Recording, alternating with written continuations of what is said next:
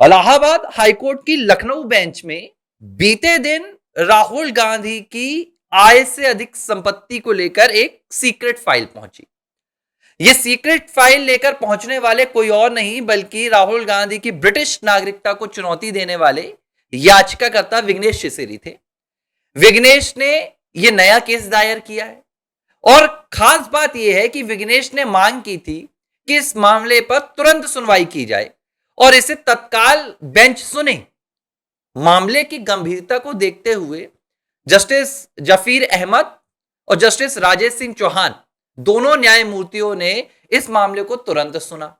अब जब मामले में सुनवाई हुई और विघ्नेश शिसिर ने बहस करना शुरू की तो उन्होंने विस्तार से राहुल गांधी की आय से अधिक संपत्ति का जो उनके पास दस्तावेज था उसे अदालत के सामने रखा और उन्होंने विस्तृत तरीके से बताया कि किस तरह राहुल ने अपना जो रायबरेली की संसदीय सीट में हलफनामा दिया है वहां जो अपनी संपत्ति बताई है उसके अलावा राहुल की कितनी संपत्ति है। मामला इतना गंभीर था कि विघ्नेश ने एक और मांग की।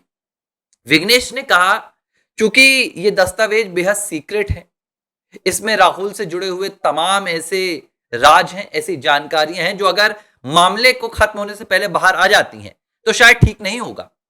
बेंच ने विघ्नेश शिसिर की इस बात को गंभीरता से लिया और बेंच ने निर्देशित किया कि विघ्नेश शिसिर ने इस मामले में जो भी दस्तावेज जमा किए हैं उन दस्तावेजों को रजिस्ट्रार ऑफिस में जमा किया जाएगा और सील बंद करके जमा किया जाएगा। और सील कहां पर लगेगी? सील जज साहब के चैम्बर में लगेगी, यानी कि जज साहब की आंखों के सामने उस फाइल पर सील लगेगी, उसे सील बंद किया जाएगा और इसके बाद रजिस्ट्रार ऑफिस में जमा किया जाएगा।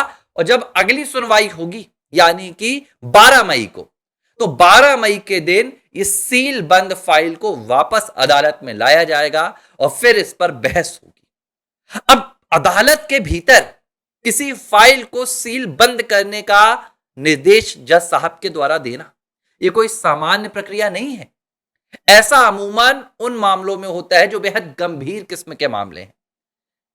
अब यह मामला इतना गंभीर क्यों है?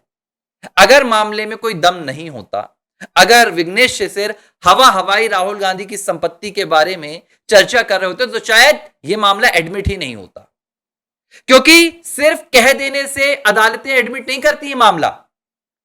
इलाहाबाद हाई कोर्ट में राहुल गांधी के खिलाफ आय से अधिक संपत्ति का मामला अगर सुना जा रहा है तो सिर्फ इसलिए नहीं सुना जा रहा है कि आपने कह दिया कि राहुल के पास आय से अधिक संपत्ति है। हर एक दस्तावेज उसमें संलग्न किया गया है, हर एक सबूत लगाया गया है जो साबित करता है कि राहुल के पास आय से अधिक संपत्ति है।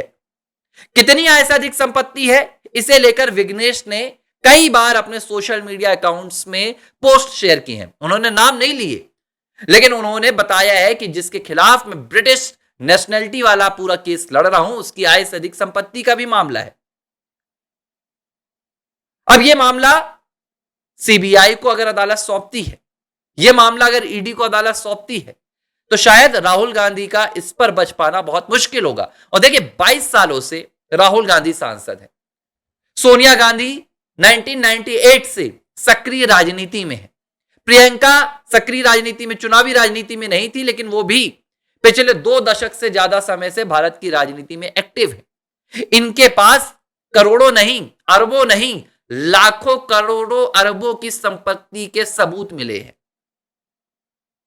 10 ट्रिलियन के आसपास की संपत्ति की एक रिपोर्ट आई है जो कह रही है कि राहुल के पास हो सकती है। और इसी के दस्तावेज लेकर विघ्नेश शिसिर पहुंचे। मैं आपको एक बार बता देता हूं कि विघ्नेश ने जिन संपत्तियों की बात की है राहुल के संबंध में वो कहां कहां वो बता रहे हैं। स्विट्जरलैंड में बता रहे हैं कि वहां इन्वेस्टमेंट है। ये मेरे पास पूरी रिपोर्ट है, ठीक है। मैं आपको इस रिपोर्ट पर ही बता देता हूं कि कहां कहां संपत्ति की बात हो रही है। देखिए इसमें कहा जा रहा है कि करीब $1 trillion is 86 lakh crore. $1 trillion की जो कीमत होती है वो 86 लाख करोड़ होती है। और ऐसे ही राहुल के पास $10 ट्रिलियन की संपत्ति का अनुमान बताया जा रहा है।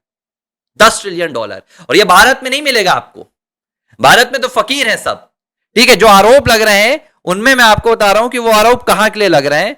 दरअसल वो आरोप भारत से बाहर इन्वेस्टमेंट के लग रहे हैं। मैं आपको 2 सेकंड रुकिए, मैं आपको तमाम दस्तावेज दिखाता हूं कि क्या क्या कहां कहां संपत्ति होने की बात निकल कर आ रही है।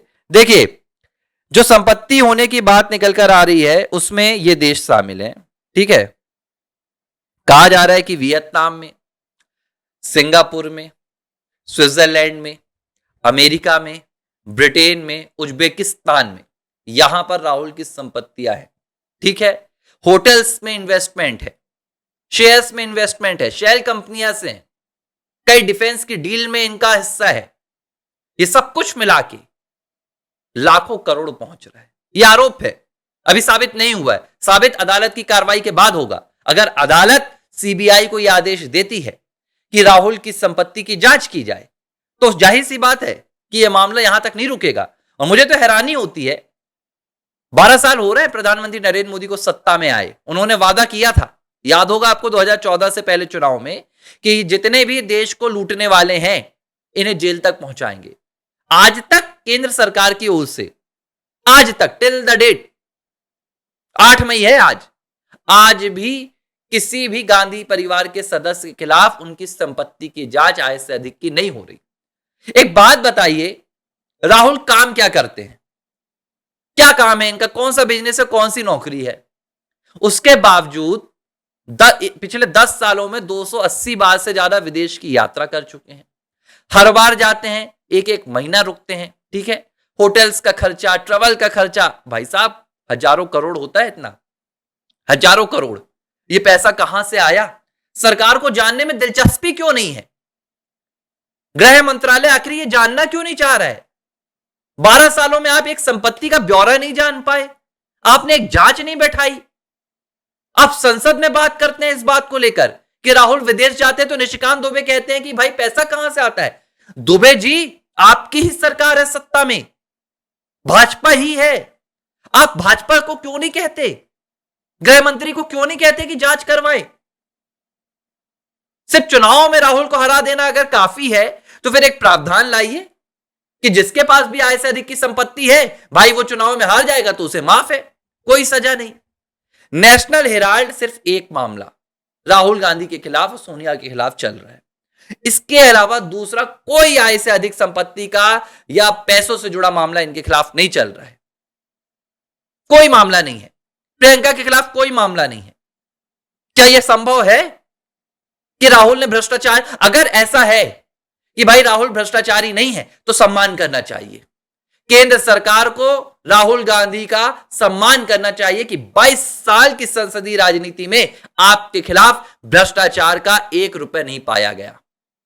सोनिया गांधी को सम्मानित करो, भारत रत्न दो इनको पद्म भूषण विभूषण सब दे दो, और ज्यादा है तो मैं कह रहा हूं प्रधानमंत्री की कुर्सी दे दो।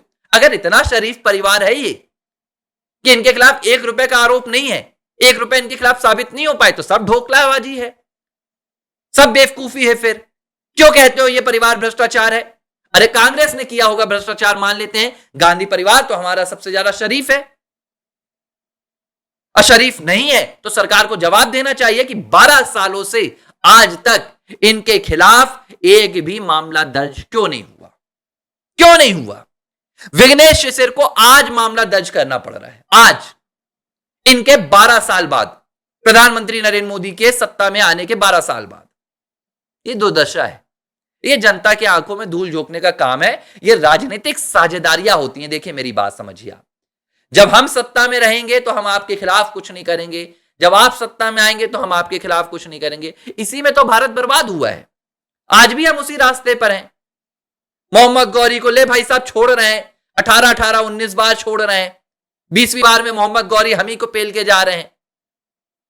वही हम कर रहे हैं, 12 साल से ये आजाद घूम रहे हैं। एक बार धोखे से ये सत्ता में आ गए तो ये किसी को आजाद नहीं घूमने देंगे, ये जो करेंगे वो हमें पता है। लेकिन दुर्भाग्य है, सरकारें ढीली हैं, जांच एजेंसियों को परवाह नहीं है, राजनीतिक बयानबाजी जोरों शोरों पर है, और गांधी परिवार बेफिक्र होकर मलेशिया से लेकर ओमान, इंडोनेशिया से लेकर वियतनाम और अमेरिका से लेकर ब्रिटेन तक भारत के खिलाफ साजिशें रच रहा है, भारत की सुरक्षा के साथ मजाक कर रहा है, और भारत का जो आम आदमी है वो भारत के भीतर ही बेबस है, लाचार है। ABC हिंदी न्यूज आज ही जुड़िए हर खबर के साथ